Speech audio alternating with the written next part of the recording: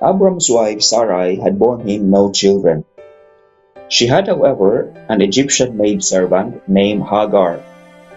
Sarai said to Abram, "The Lord has kept me from bearing children. Have intercourse then with my maid. Perhaps I shall have sons through her." Abram heeded Sarai's request.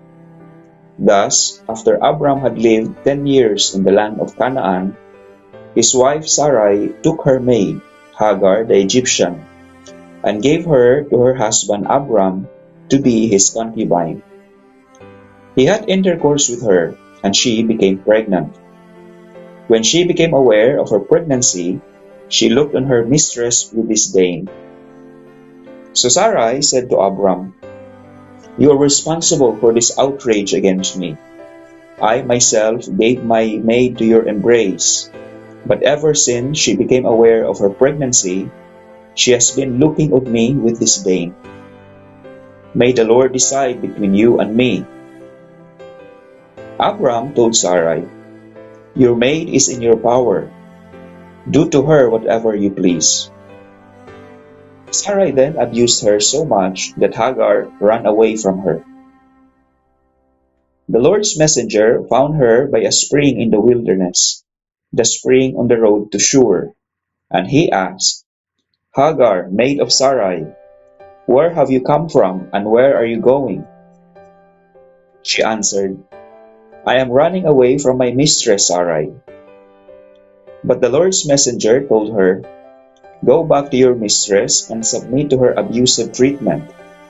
I will make your descendants so numerous," added the Lord's messenger, "that they will be too many to count." Besides, the Lord's messenger said to her, "You are now pregnant and shall bear a son. You shall name him Ishmael, for the Lord has heard you. God has answered you. He shall be a wild ass of a man, his hand against everyone, and everyone's hand against him. In opposition to all his kin shall he encamp." To the Lord who spoke to her, she gave a name, saying, "You are the God of vision." She meant, "Have I really seen God and remained alive after my vision?" That is why the well is called Be'er Lahairoi. It is between Kadesh and Bered. Hagar bore Abram a son, and Abram named the son whom Hagar bore him Ishmael. Abram was 86 years old when Hagar bore him Ishmael.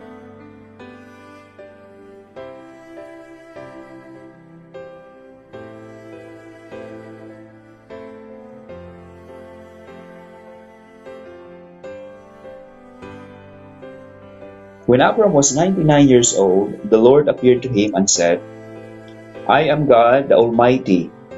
Walk in my presence and be blameless. Between you and me I will establish my covenant, and I will multiply you exceedingly." When Abram prostrated himself, God continued to speak to him. "My covenant with you is this: you are to become the father of a host of nations. No longer shall you be called Abram. Your name shall be Abraham, for I am making you the father of a host of nations. I will render you exceedingly fertile. I will make nations of you. Kings shall stem from you. I will maintain my covenant with you and your descendants after you throughout the ages, as an everlasting pact, to be your God and the God of your descendants after you. I will give to you and to your descendants after you the land in which you are now staying, the whole land of Canaan as a permanent possession, and I will be their God." God also said to Abraham, "On your part, you and your descendants after you must keep my covenant throughout the ages.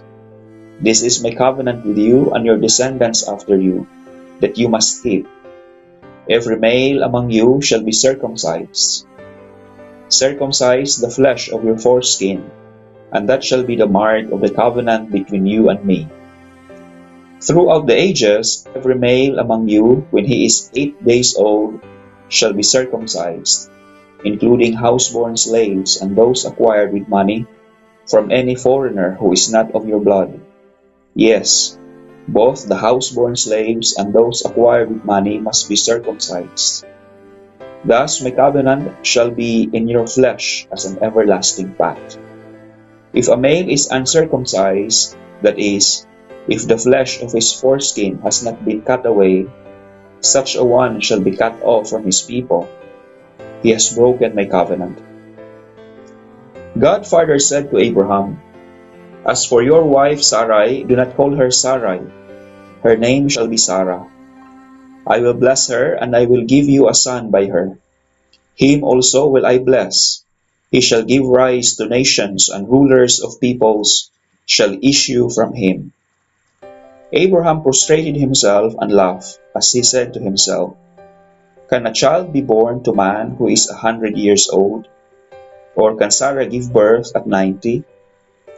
Then Abraham said to God, Let but Ishmael live on by your favor. God replied, Nevertheless, your wife Sarah is to bear you a son, and you shall call him Isaac. I will maintain my covenant with him as an everlasting pact, to be his God and the God of his descendants after him. As for Ishmael, I am heeding you. I hereby bless him. I will make him fertile and will multiply him exceedingly. He shall become the father of 12 chieftains, and I will make of him a great nation.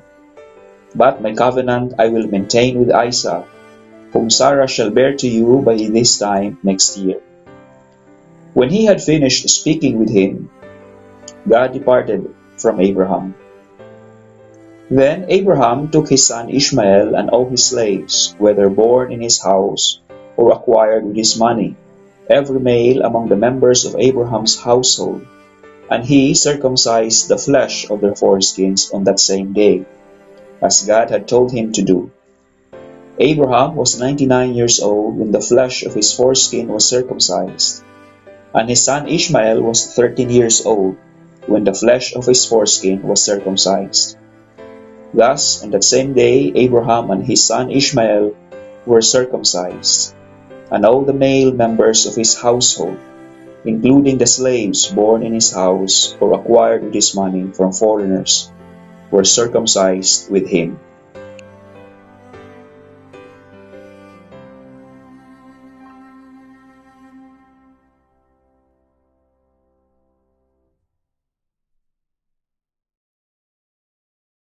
The Lord appeared to Abraham by the terebinth of Mamre as he sat in the entrance of his tent, while the day was growing hot. Looking up, he saw 3 men standing nearby. When he saw them, he ran from the entrance of the tent to greet them, and bowing to the ground, he said, Sir, if I may ask you this favor, please do not go on past your servant. Let some water be brought that you may bathe your feet, and then rest yourselves under the tree. Now that you have come this close to your servant, let me bring you a little food, that you may refresh yourselves, and afterward you may go on your way. Very well, they replied, do as you have said. Abraham hastened into the tent and told Sarah, Quick, 3 seahs of fine flour, knead it and make rolls. He ran to the herd, picked out a tender, choice steer, and gave it to a servant who quickly prepared it. Then he got some curds and milk, as well as the steer that had been prepared, and set this before them. And he waited on them under the tree while they ate. Where is your wife Sarah? They asked him. There in the tent, he replied. One of them said, I will surely return to you about this time next year, and Sarah will then have a son. Sarah was listening at the entrance of the tent just behind him. Now Abraham and Sarah were old, advanced in years, and Sarah had stopped having her womanly periods. So Sarah laughed to herself and said, Now that I am so withered and my husband is so old, am I still to have sexual pleasure? But the Lord said to Abraham, Why did Sarah laugh and say, Shall I really bear a child, old as I am? Is anything too marvelous for the Lord to do? At the appointed time, about this time next year, I will return to you, and Sarah will have a son. Because she was afraid, Sarah dissembled, saying, I didn't laugh. But he said, Yes, you did,